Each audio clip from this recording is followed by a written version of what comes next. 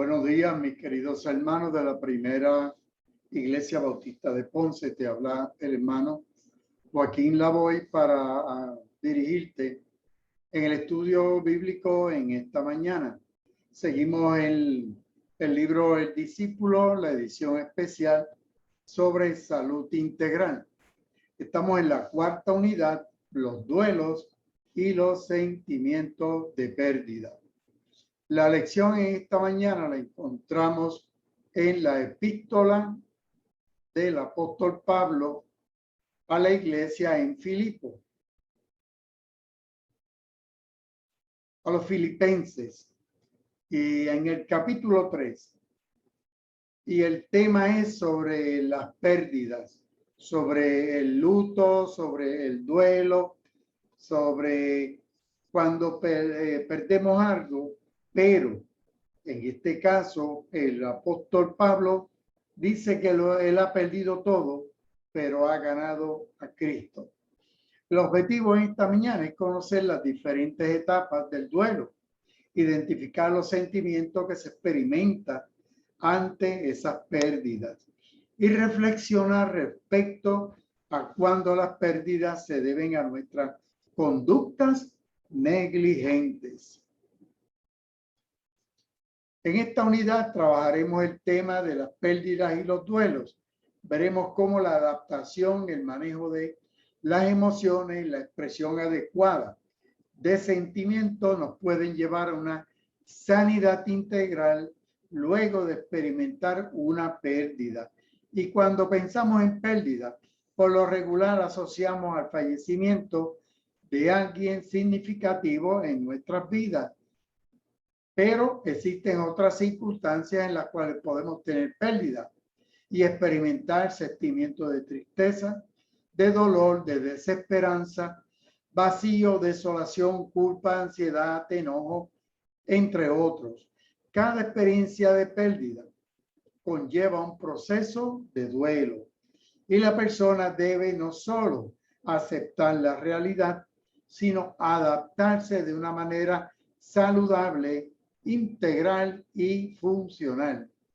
Filipenses capítulo 3, versos del 4 al 8, que es el estudio bíblico en esta mañana, nos narra la historia de Saulo de Tarso o el hermano Pablo. Es una de las más impactantes que encontramos en el Nuevo Testamento. Este personaje, cuya historia se encuentra a partir del 7º capítulo del libro de los Hechos de los Apóstoles, pasó a ser de un líder de la persecución de la iglesia a ser el líder de la misión cristiana a las comunidades judías de la cuenca del mar Mediterráneo. Saulo había nacido en la ciudad de Tarso, en el Asia Menor, lo que hoy es Turquía. Hijo de una familia judía, se crió en la ciudad que alberga la segunda biblioteca más grande del mundo. Este joven, nacido en la diáspora, que es el nombre que se le daba a las comunidades judías que vivían fuera de la Tierra Santa, estudió no tan solo las Sagradas Escrituras, en otras palabras, era un teólogo de las Escrituras hebreas, sino también de la retórica griega. Así que estudió filosofía griega. Se crió entonces en dos mundos, hablando dos idiomas, dos culturas. Y temprano en su juventud, Pablo o Saulo se traslada a Jerusalén, donde estudia para ser rabino. Allí se identifica con la secta de los fariseos, que es un grupo nacionalista que estaba en contra de la ocupación extranjera y de la adopción de las costumbres greco-romanas. Los fariseos vivían de acuerdo a una disciplina bien estricta y observando tanto las leyes que se encuentran en la Biblia hebrea como las enseñanzas de los maestros rabinos. La primera vez que lo encontramos en el libro de los Hechos, está organizando el linchamiento de Esteban, quien fue asesinado a pedradas. Y esto lo encontramos en Hechos capítulo 7 y capítulo 8. Comisionado por el Sanedrín o concilio, Saulo se dirigía a la ciudad de Damasco para apresar a los líderes cristianos que habían escapado de Jerusalén. Esto lo encontramos en el libro de los Hechos, capítulo 9. Para su sorpresa, antes de entrar a la ciudad, tuvo un encuentro con el Cristo resucitado, Hechos 9, quien le preguntó en tono de reclamo: Saulo, Saulo, ¿por qué me persigues? Hechos capítulo 9, verso 4.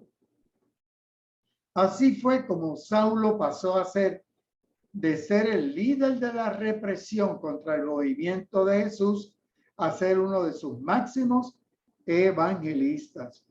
Como las personas bilingües tienen dos nombres, uno en cada idioma, Saulo hizo misión bajo su nombre greco-romano de Pablo. En el tercer capítulo de la carta que él escribió a la iglesia en Filipo, el apóstol explica cuán difícil fue su proceso de transformación, adoptar la nueva vida en Cristo y los valores del reino de Dios. Tuvo un costo muy alto para Pablo. Pablo tuvo que renunciar a todo.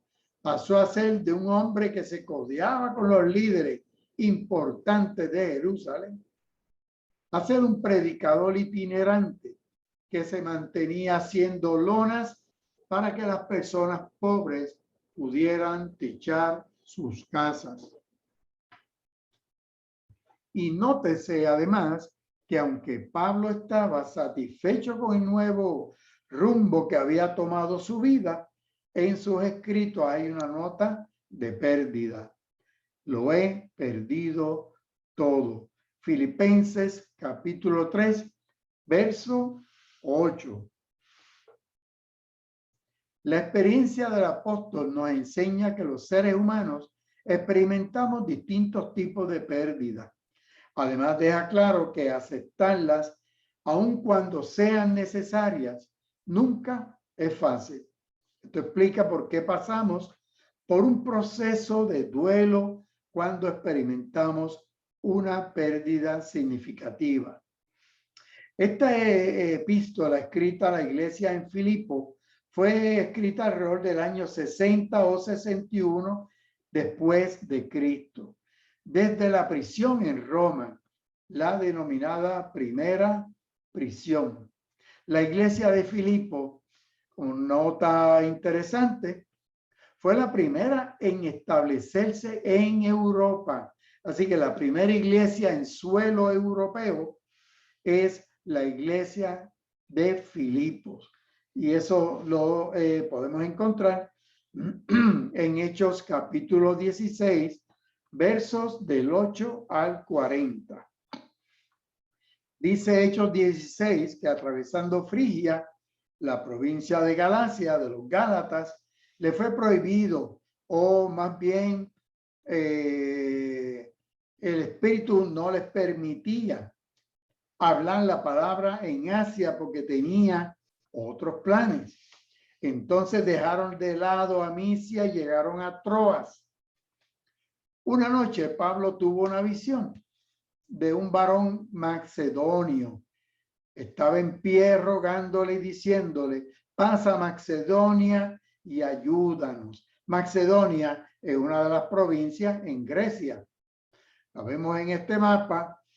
Pablo, aquí está Antioquía, aquí está Jerusalén. Pablo posiblemente estaba aquí en Antioquía, Antioquía de Siria.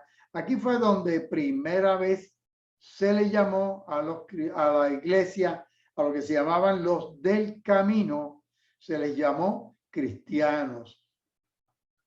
Tarso es cerca en esta área por aquí, así que Pablo vivía en esta área, en el Asia Menor.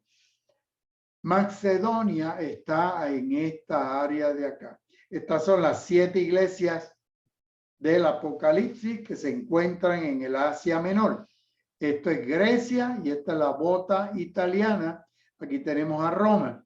Así que un varón de Macedonia, de esta área de aquí, pasa a Macedonia y ayúdanos. Dice en Hechos 16:11, nos embarcamos en Troas y fuimos directamente a Samotracia y al día siguiente seguimos a Neápolis. Así que Pablo nació en Tarso, en esta área aquí. Este es el Mediterráneo, el Mar Grande. Jerusalén está en esta área. Egipto en esta área de acá. El Sinaí aquí.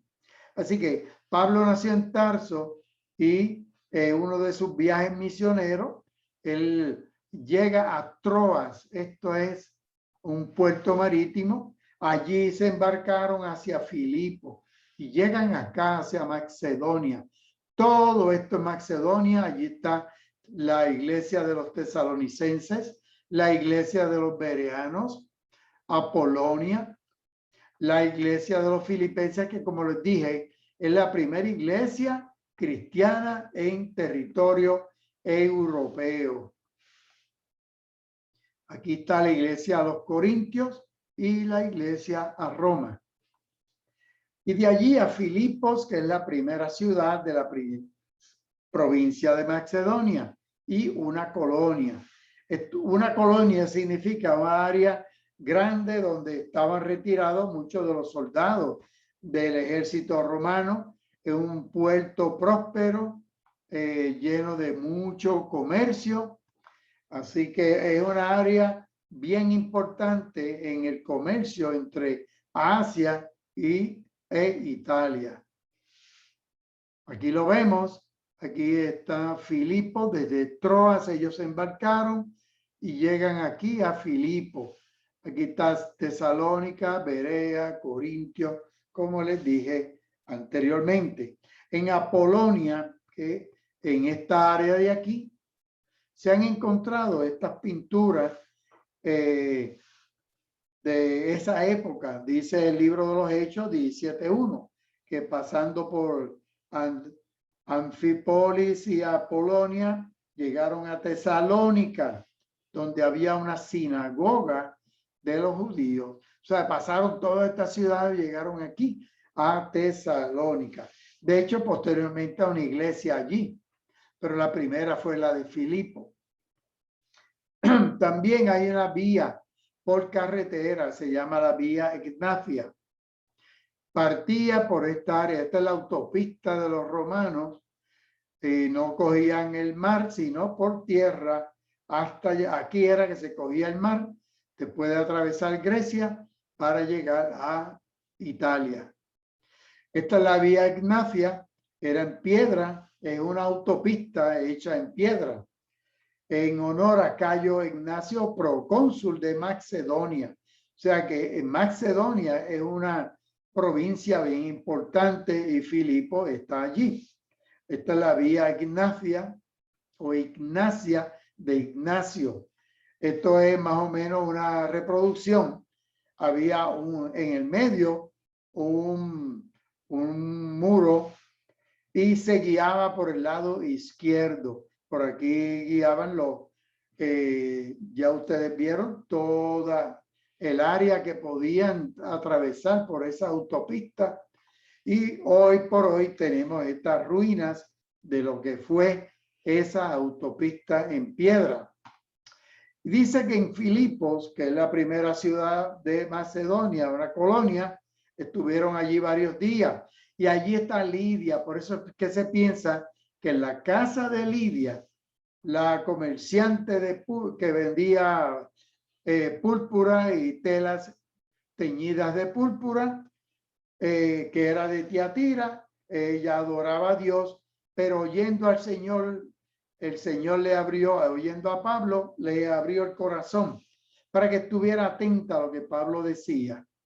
Y allí tenemos entonces en Filipo, Lidia, posiblemente la iglesia de los filipenses comienza en la casa de Lidia, que era una mujer que tenía cierta posición,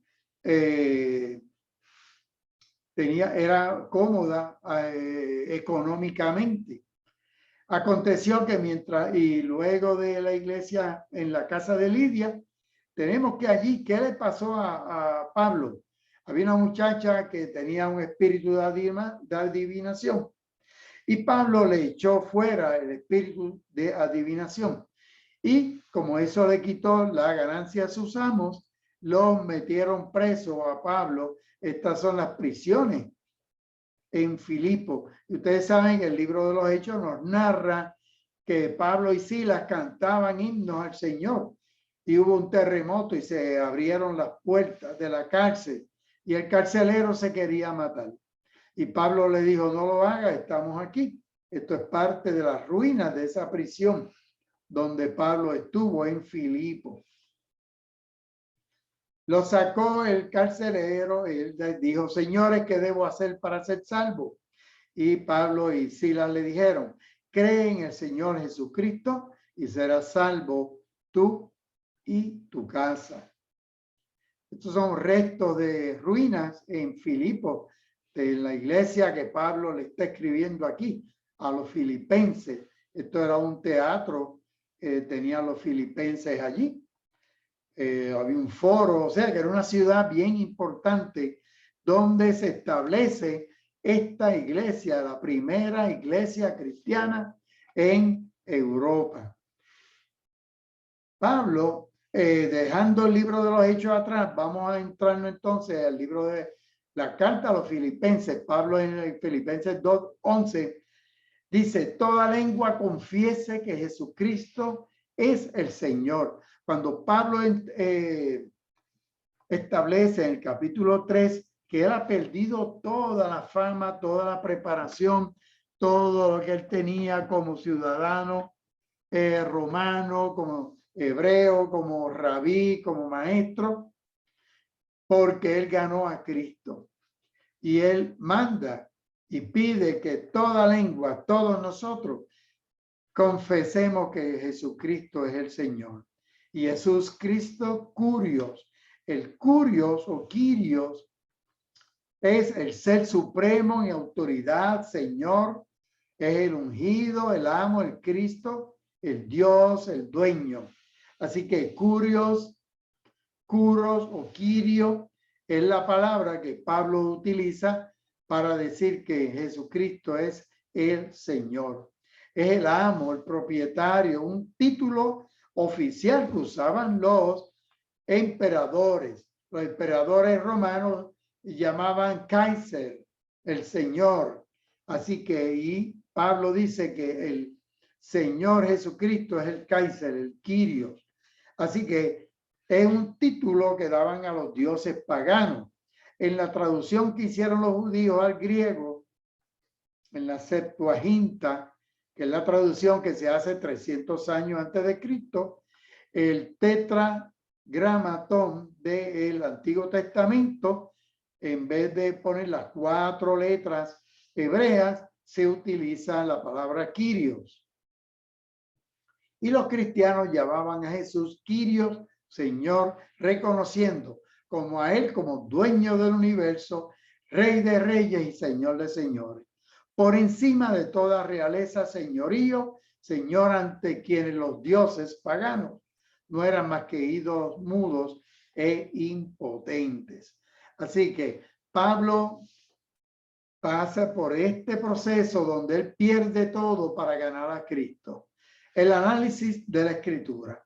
Filipenses capítulo 3, verso 4 dice que aunque también yo tengo de qué confiar en la carne, si alguno piensa que tiene de qué confiar en la carne, yo más. ¿Qué es confiar en la carne? Pues confiar en la carne sus propios méritos. Y él dice, fui circuncidado al día 8º. Soy del linaje de Israel, de la tribu de Benjamín, hebreo de hebreos. Y en cuanto a la ley, lo más estricto que había, que es el fariseo o fariseísmo. Fui circuncidado cuando tenía los 8 días de vida. Eso es el mismo texto 5, pero en la versión nueva, traducción viviente. Soy un ciudadano de Israel de pura cepa, miembro de la tribu de Benjamín, un verdadero hebreo como no ha habido otro.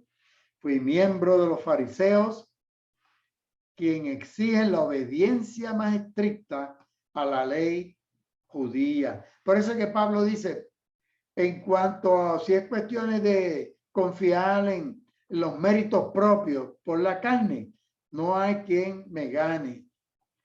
Y el verso 6, en cuanto a celo, perseguidor de la iglesia, en cuanto a justicia, que se basa en la ley, irreprensible. Era tan fanático que perseguía con crueldad a la iglesia, dice la traducción en Nueva Traducción Viviente. En cuanto a la justicia, obedecía la ley al pie de la letra. Por eso es que Pablo dice, en cuanto a la ley, yo soy hebreo de hebreo, irreprensible. Pero, y ahí viene el pero, todo lo que para mí era ganancia, lo he estimado como pérdida. Y ahí entra el tema de la pérdida. Por amor de Cristo. Antes creía que esas cosas eran valiosas, pero ahora considero que no tienen ningún valor. Todo lo que enumeró en la carne, el ser hebreo, el cumplir la ley, la circuncisión, todas esas cosas, él las considera como pérdida. No tienen ningún valor debido a lo que Cristo ha hecho por mí. Esa es la versión Nueva Traducción Viviente. O sea que él echó todo lo que sea, yo justificarme por mí mismo, todo eso es pérdida. Solo Cristo no tiene ningún valor, solo Cristo salva. A decir verdad, incluso estimo todo como pérdida por la excelencia del conocimiento de Cristo Jesús, mi Señor. Por su amor lo he perdido todo. Fíjate que si uno lee ese texto, lo he perdido todo, pero no lee por su amor, eso es sacar el texto del contexto. Y ahí es que nos enredamos. Cuando él dice lo he perdido todo, pero es por su amor. Y ahora lo veo como basura. ¿Por qué? Porque ahora es ganancia. Porque ahora gané a Cristo. O Cristo me ganó a mí. O sea, por la fe en Cristo, Dios me justifica. Y eso es lo que él echó a pérdida aquí. Claro, no es tan solo el asunto teológico, el asunto práctico. Él era un hombre político de mucho poder, religioso en su pueblo, de mucho prestigio, poder político, poder religioso, todo eso lo echó a pérdida. Así es, todo lo demás no vale nada cuando se le compara con el infinito valor de conocer a Cristo Jesús, mi Señor. Nada compara con el infinito valor de conocer a Cristo Jesús. Podemos dejar todo y seguir a Cristo, como dice el himno. Por amor a Él he desechado todo y lo considero basura a fin de ganar a Cristo. Fueron muchos los años de esfuerzo, estudio, trabajo disciplinado que invirtió para alcanzar sus metas como un buen fariseo y al final lo perdió todo. Pero ese lo perdió todo, no lo podemos leer aparte de por amor a Cristo. Nótese que las pérdidas de Pablo no fueron solo materiales. Por amor a Cristo perdió el prestigio personal como líder religioso, su posición social, su poder político.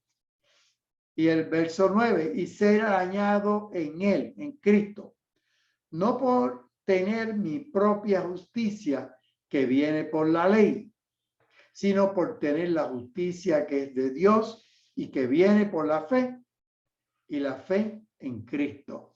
En otras palabras, prefiero haberlo perdido todo, porque por mi mi propia justicia, de tratar de cumplir la ley, esa era una angustia eterna lo que él tenía. Por eso cuando él descubre que por la fe es la justicia, por la fe, la justicia, Dios me ve como justo cuando pongo mi fe en Cristo.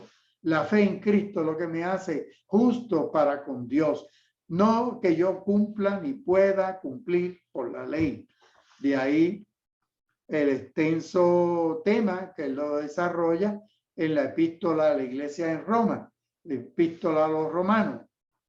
Y el justo por la fe vivirá, citando el Antiguo Testamento. Llegan a ser, este verso 9 nos lo traduce en Nueva Traducción Viviente de la siguiente forma. Y llegan a ser uno con Él, uno con Cristo. Ya no me apoyo en mi propia justicia por medio de obedecer la ley. Más bien, llego a ser justo por medio de la fe en Cristo. La fe en Cristo es lo que me hace justo delante de Dios. Pues la forma en que Dios nos hace justos delante de Él se basa en la fe en Cristo, en el sacrificio que hizo el Señor por nosotros. Eso es la justicia de Dios. Y Pablo termina luego de que él establece que ha perdido todo, que él ha perdido todas esas cosas, pero ha ganado a Cristo. Ya finalizando esta epístola hermosa, Pablo hace unos señalamientos. A pesar de haber perdido todo y a pesar de haber pasado por todo el proceso de pérdida, de duelo, la ira, todo esto que vamos a ver más adelante, encontramos que Pablo está feliz y nos dice que nos regocijemos en el Señor siempre. Y que otra vez les digo, regocijados, en otras palabras, que estemos alegres en el Señor. No que no vamos a tener pruebas, sino que aún en medio de la prueba podemos estar regocijados en Cristo. Y que nuestra gentileza sea conocida de todos los hombres. En otras palabras, el cristiano tiene que ser gentil. A pesar de las pérdidas que haya tenido, tenemos que ser gentiles, tenemos que ser amables. Y dice esta palabra epieikeia. Se traduce como clementes, benignos, conciliatorios, tolerantes, corteses, considerados, gentiles, amables, afables, mansos. O sea que esto es lo que significa nuestra gentileza, nuestra amabilidad, nuestra mansedumbre. Se ha conocido por todo. ¿Por qué? Porque hemos conocido al Señor. Porque Cristo es nuestro Señor. Y el Señor está cerca.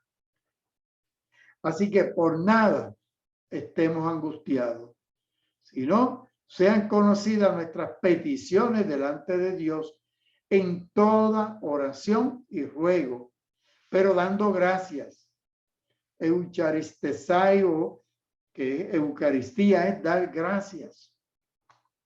Así que por nada, a pesar de todas las pérdidas que podamos experimentar, de muerte de familiares, pérdidas materiales, pérdida de prestigio, pérdida de trabajo, no estemos angustiados, sino delante del Señor en oración y ruego y dando gracias al Señor porque estamos aquí y un día a la vez. Y la paz de Dios, que sobrepasa todo entendimiento, entonces va a guardar nuestros corazones y nuestros pensamientos en Cristo Jesús. En otras palabras, no importa la pérdida, no importa estemos angustiados, nuestras peticiones en oración delante del Señor. Y entonces esa paz de Dios, que va más allá de nuestra capacidad de entender, va a guardar nuestro corazón y nuestro pensamiento a los pies de Cristo. Así que todos hemos experimentado distintas pérdidas. Pablo experimentó y pasó de ser un perseguidor a ser perseguido. Ustedes saben las veces que estuvo encadenado, en prisión, azotado, llevado hasta Roma, hasta que muere, sacrificado.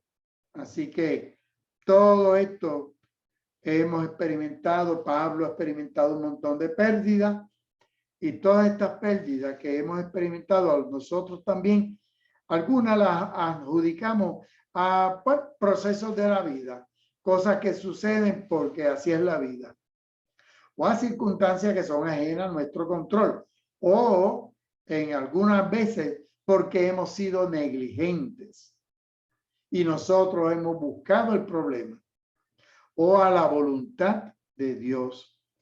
Y en ocasiones experimentamos sentimientos de pérdida por los cambios, cambio de escuela, cambio de trabajo, cambio de ciudad, de país. Y algunos de estos intencionales, otros necesarios, otros hemos tenido que asumirlo.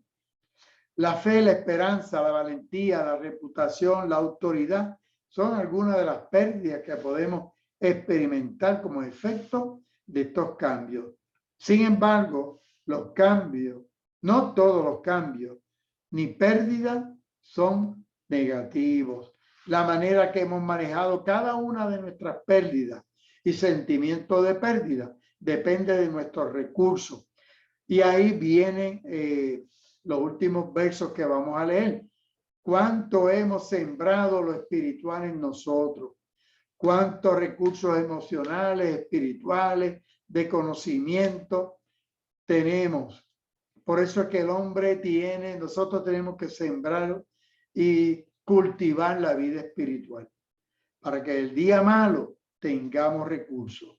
Así como del apoyo también de quienes nos rodean, el apoyo de los hermanos, gente espiritual en la iglesia que nos pueden apoyar, y de las experiencias anteriores que hayamos tenido en la vida. La psiquiatra Elizabeth Kubler-Ross estableció que hay 5 etapas del duelo cuando hay una pérdida. Primero es negación, la ira, luego empezamos a negociar, luego nos deprimimos y por último hay una aceptación de la realidad de esa pérdida. Veamos estas 5 etapas de las pérdidas. La primera etapa de pérdida del duelo comienza cuando caemos en shock, en la inmediata negación de los hechos. La negación como un mecanismo de defensa inmediato funge temporalmente como una medida de protección al conocer la noticia de esa pérdida. Lo primero es, no puede ser. Negación. En esta etapa pensamos que lo que ocurre a nuestro alrededor no es real, que el mundo no tiene sentido alguno. Nos sentimos abrumados, sin dirección. Esos son los sentimientos que experimentamos ante esta primera etapa de negación. Nos preguntamos cómo vamos a poder seguir adelante, si lo lograremos y por qué debemos seguir adelante, y nos estancamos. Luego viene una segunda etapa de rabia, de ira. En esta entendemos que lo que sucedido no se puede seguir negando y expresamos unos sentimientos que hemos mantenido reprimidos, entre ellos culpa y o ira. Luego viene una tercera etapa, la negociación. Aquí hay un sentimiento que es normal, es temporal. Se piensa que la pérdida se pudo haber evitado. Luego viene una cuarta etapa, que es la depresión. Aquí tenemos llanto, pérdida del deseo de hacer las cosas que antes disfrutábamos, sentimiento de vacío, soledad, desesperanza, insomnio o hipersomnio, falta de apetito, dificultad para concentrarnos, entre otros. Esta etapa de depresión pues, es tremenda, es terrible. Y cuando hemos podido procesar todas esas etapas anteriores, comenzamos a adaptarnos emocionalmente, a asimilar emocionalmente, y viene la etapa de la aceptación. Ahí estamos reconciliando. En esta etapa sentimos cierta paz. No se experimenta la imperiosa necesidad de hablar de ese dolor propio. La persona se ha reconciliado con la realidad. No se trata de una etapa de felicidad y alegría, no, de una etapa de tristeza, pero hasta cierto punto se vive con esa realidad, se reconcilia, se acepta, y eso nos produce cierta paz. Se comienza a tener la esperanza de que se puede estar mejor y que la vida, a pesar de ese dolor, de esa pérdida tan inmensa, tiene sentido. Por eso el apóstol Pablo nos urge en Gálatas 6, capítulo 7 al 9, pues todo lo que el hombre siembre, eso también segará. El que siembra para la carne, de la carne segará corrupción. El que siembra para el espíritu, del espíritu segará vida eterna.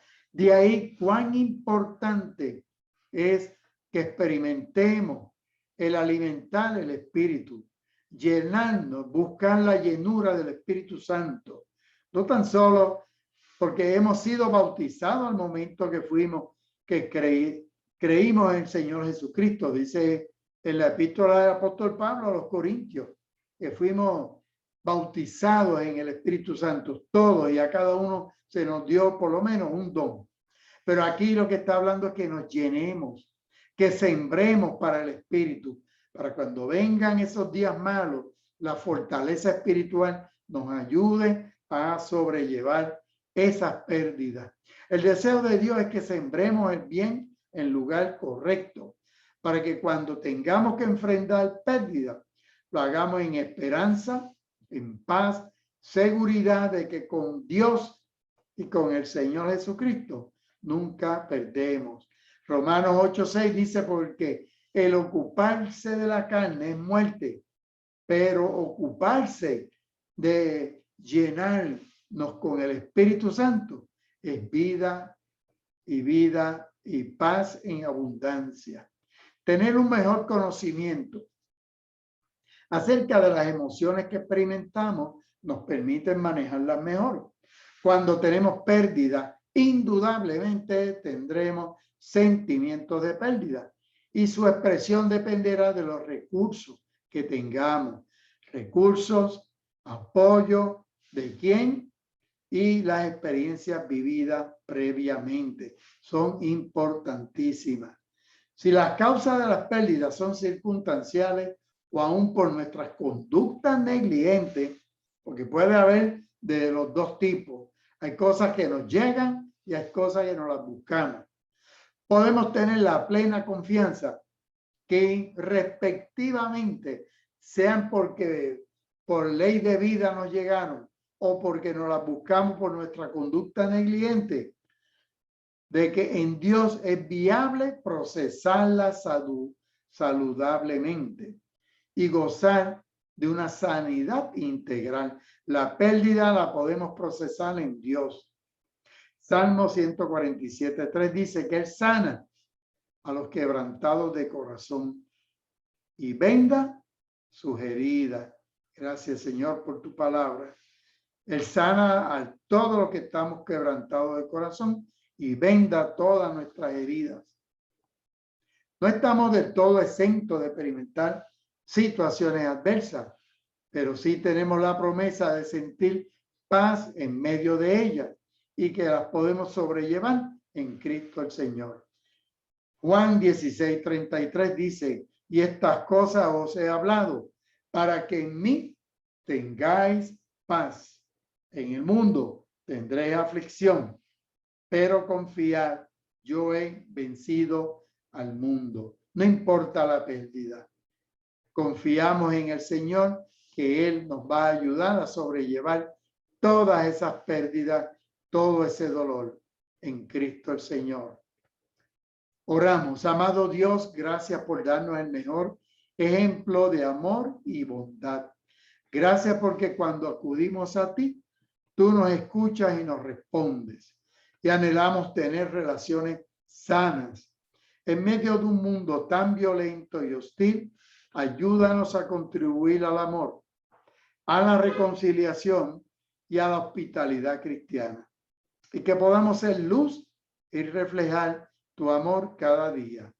Lo pedimos con acción de gracias en el nombre de Jesús. Amén y amén, Señor. La semana que viene, el duelo es migratorio. El duelo migra. Y vamos a estar estudiando en el libro, en el Antiguo Testamento, la historia de Ruth, capítulo 1, del verso 1 hasta el 22, la historia de Ruth y de Noemí. Desde la primera iglesia bautista de Ponce, te habló el hermano Joaquín Lavoy. Aquí tenemos en Facebook y en YouTube, Primera Iglesia Bautista de Ponce. Nos puedes contactar a través de estos medios o visítanos en la calle Victoria, esquina Bertoli, en Ponce. Dios les bendiga y el Señor les guarde.